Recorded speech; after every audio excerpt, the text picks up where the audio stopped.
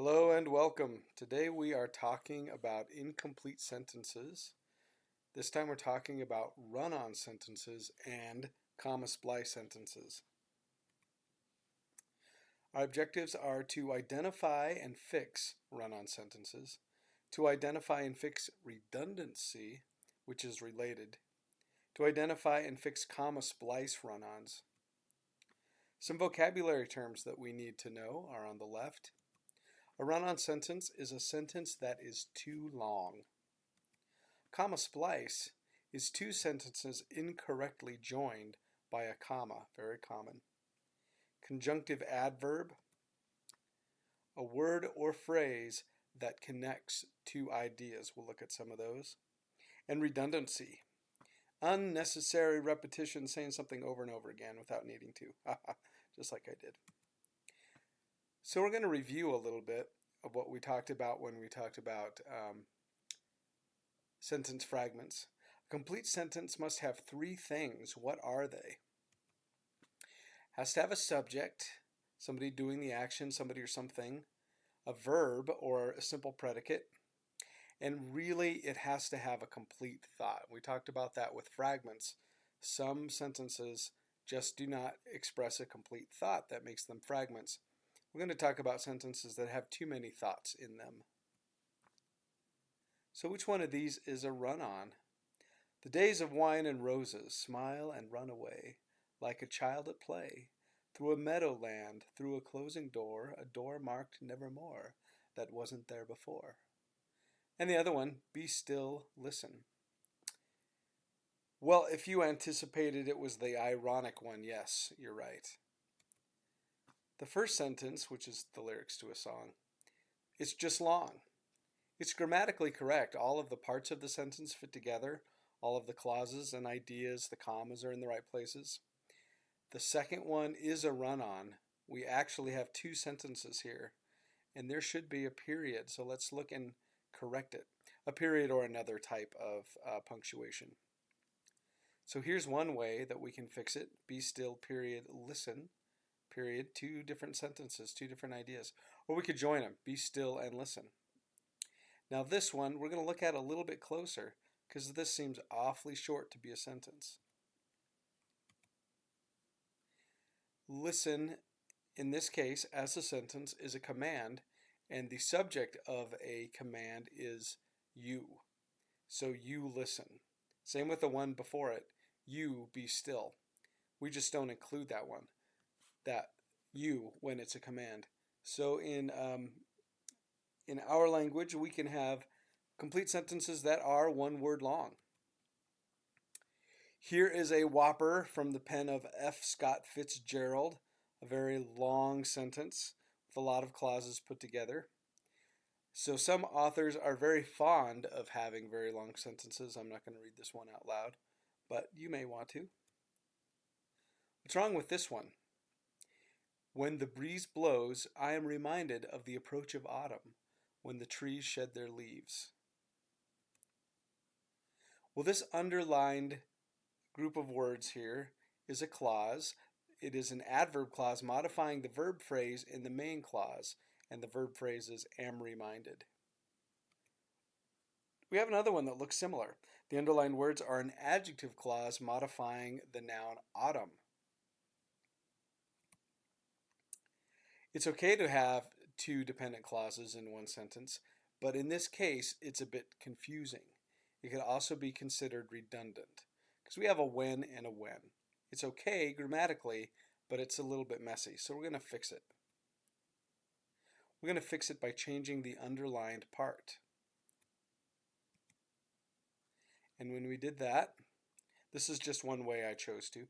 The breeze reminds me of the approach of autumn, when the trees shed their leaves. So we're keeping, in this case, the adjective clause.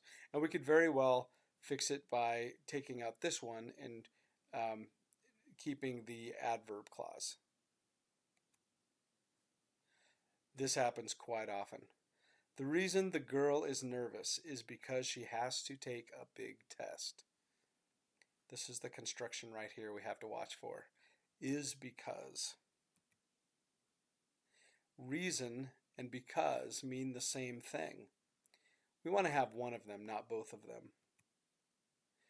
In most cases, it is going to be easier to cut out the reason and is. And when we do that, we just have the sentence exactly as we have it cut. The girl, no, we forgot is. The girl is nervous because she has to take a big test. So we got to put a big is in there, but otherwise we have corrected it. So most of the time when we see is because, that's what we want to do. We want to take out reason and is. Sometimes it's was, sometimes it's were, whatever, but we still change it. Here's another one. This is kind of a stylistic one. This sentence has 5 words. Here are 5 more words. 5-word sentences are fine, but several together become monotonous. Listen to what is happening. The writing is getting boring. The sound of it drones. It's like a stuck record. The ear demands some variety. Now listen. I vary the sentence length and I create music. Music. The writing sings, and it has a pleasant rhythm, a lilt, a harmony. I use short sentences, and I use sentences of medium length. And sometimes, when I am certain the reader is rested, I will engage him in a sentence of considerable length, a sentence that burns with energy and builds with all the impetus of a crescendo. To the roll of drums, the crash of the cymbal sounds that they listen to this. It is important. So, stylistically, we want to use both. Short sentences, long sentences, keep the reader engaged that way. But I did feel the need, I felt compelled to point out some things that I would avoid as a writer myself. And they're in this next section. We talked before about not starting sentences with conjunctions. He's done that several times. And we can probably fix those by combining them with the sentences in front of them. And here, I think this is the big boo-boo. That seemed to say, comma, quotation marks, listen to this, it is important. And then that would make it a quote within a quote. So we'd have to have a quotation mark. It would be a single there and a single there. I think that's a big boo-boo to leave out quotation marks. This one, however, in this style, to repeat a word the way he has and made it a complete sentence, I think that's okay. It's not like the commands we were talking about before, but in this style of writing, it's okay. I would avoid it in an essay, if that you were writing like a formal essay. What is wrong with this one? We're going to spend a lot of time on this one. I didn't walk to the radio station, I ran. That's right. Should be 2 different sentences. This bad boy right here. We can do that in 2 ways. We can just put a period there, and here we have a subject and a verb, didn't walk. Here we have subject I, verb ran, or simple predicate. And then here we do the same thing, but we just use a semicolon to show that the 2 ideas are related. But it is very important that we do not just connect 2 sentences with a comma, because when we do, we have comma splice run-ons, which are extremely common. I see them very often. I see them in all forms of writing. So we want to avoid them if we can. He has many bad habits. For example, he bites his nails when he is anxious. Well, we know from before that this comma probably shouldn't be a comma. It should be something else. But let's look at some examples, or some options we have. So we have the 2 sentences. We're going to fix it by adding a semicolon. This phrase here, for example, is a conjunctive adverb, and when we introduce this next part of the sentence with the conjunctive adverb, we need to set it off with a comma. So remember this construction: semicolon, conjunctive adverb, and comma. And the underlined parts, he has many bad habits. He bites his nails when he is anxious. Those could stand alone. Those are independent clauses. They're totally fine to stand alone. The conjunctive adverb should be between 2 complete sentences. So that's one way to know that you're using it correctly. I would caution you not to use this construction too much, but I would encourage you to use it a little. Use it every once in a while. You will impress the reader if you can show that you can use this construction, especially to connect ideas in a way that's really meaningful. So the conjunctive adverb, just to reiterate, semicolon, conjunctive adverb, comma. It's got to have that construction. Here's some of the conjunctive adverbs. This is a representative list because there are many more that are not here. For example, for instance, however, therefore, thus, in fact, nevertheless, in contrast, on the other hand, similarly. So we can see we have big idea, for example, tells us we're going to go to little idea. For instance, does the same thing. And then we have switchback words that tell us we are going to change things a little bit. However, in contrast, on the other hand, those are switchbacks. Nevertheless is as well. And then we have like therefore, which is a conclusion, tells us that we're going to sum things up.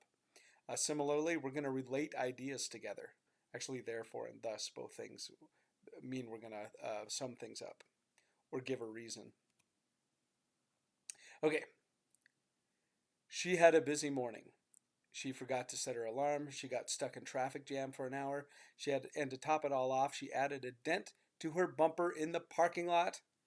No good, horrible day. We're going to fix this one with something different. We just looked at a semicolon. Now we're going to look at colon. That's right. The first comma should be a colon. That's because this is setting us up for a list.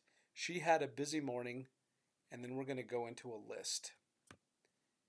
And this tells the reader, these are all the things that made her morning so busy.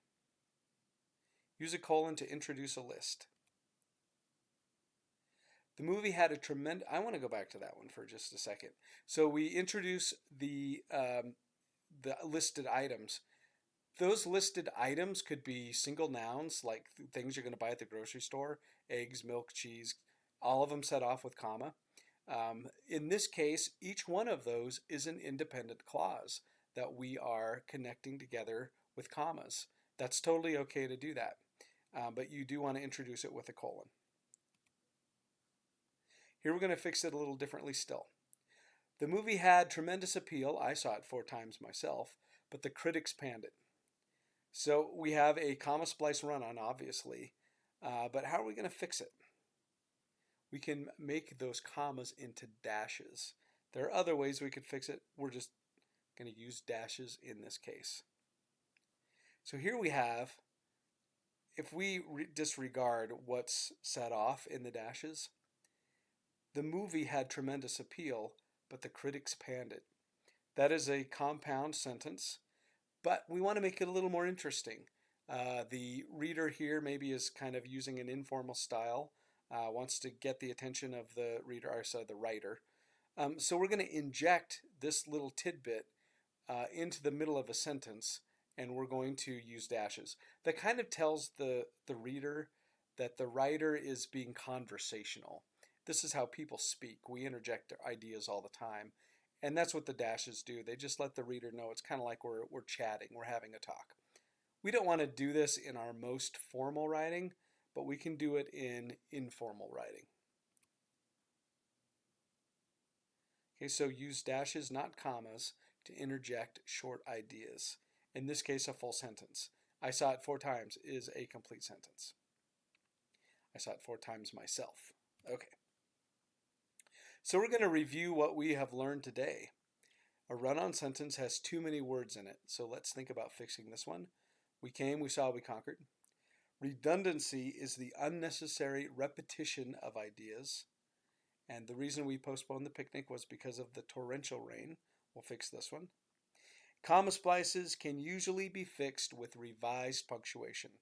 And we looked at semicolons, colons, and dashes. So we found many interesting old records. However, we didn't buy any of them. So we're going to fix all of these. I'll give you a minute to decide how you might fix all of those. Not even a minute. You can pause this if you want to, because we're going to move right on. Here, we're going to break up every one of those ideas. Subject, verb, subject, verb, subject, verb, each one a complete sentence. We're going to cut because in this case. Usually I leave because. In this case, we're going to cut it. The reason we postponed the picnic was the torrential rain. Again, we don't want to use reason and because in the same sentence. They mean the same thing. We definitely want to avoid was because, is because, will be because. We just want to avoid it. Here, the last one, we are going to use the semicolon and the conjunctive adverb and the comma. But again, we have to have a complete sentence. We found many interesting old records, and another complete sentence. We didn't buy any of them, and we can connect those with semicolon, conjunctive adverb, and comma. All right, that is it for complete sentences. So now we have covered sentence fragments. That was in a previous presentation. And now we have covered run-on sentences, redundancy, and comma splice run-ons. Thank you.